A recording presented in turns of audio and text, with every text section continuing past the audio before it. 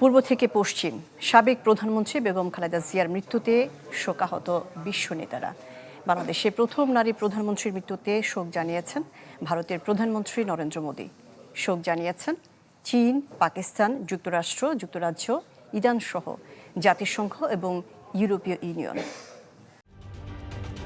ঢালাইয়ে দৃঢ়তা, নির্মাণে নিশ্চয়তা। প্রিমিয়ার সিমেন্ট, ঢালাইয়ের রাজা।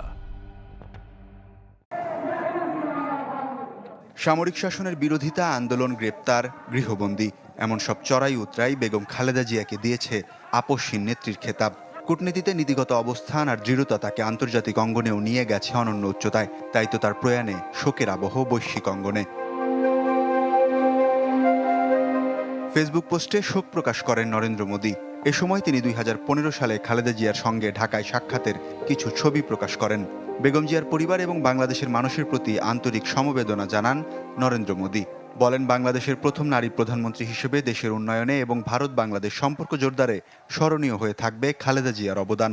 শোক জানিয়েছেন পশ্চিমবঙ্গের মুখ্যমন্ত্রী মমতা বন্দ্যোপাধ্যায়ও। খালেদা জিয়ার মৃত্যুতে শোক জানিয়েছেন পাকিস্তানের প্রধানমন্ত্রী শাহবাজ শরীফ।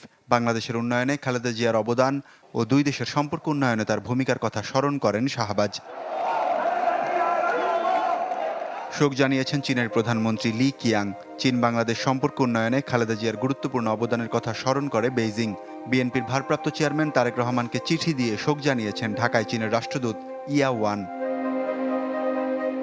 সাবেক প্রধানমন্ত্রী খালেদা জিয়ার মৃত্যুতে গভীর শোক প্রকাশ করেছে যুক্তরাষ্ট্র। বাংলাদেশের উন্নয়ন অগ্রগতিতে খালেদা জিয়ার অবদান ও আধুনিক ইতিহাস গঠনে গুরুত্বপূর্ণ ভূমিকার কথা তুলে ধরেছে ইউএস এম্বাসি ঢাকা। এছাড়াও শোক প্রকাশ করেছে অস্ট্রেলিয়া সহ ইউরোপীয় ইউনিয়ন। ওয়ালিউল্লাহ ফারুক, চ্যানেল 24।